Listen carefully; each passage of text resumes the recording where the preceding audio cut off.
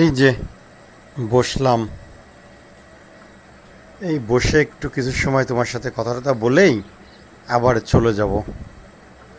আমার হাতে সময় কম, তা তোমাকে শত ব্যস্তর মাঝেও একটু দেখতে আসলাম। আসলে খোঁজ খবর না নিলে কেমন হয়?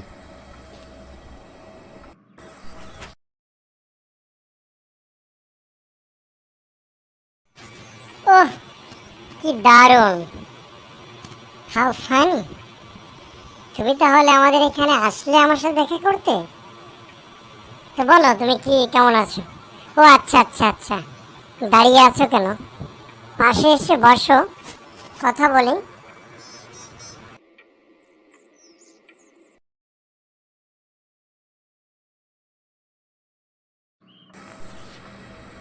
হ্যাঁ, আসলামই তো। এই তো তোমার কথা মনে পড়লো, তাই চলে আসতে হলো।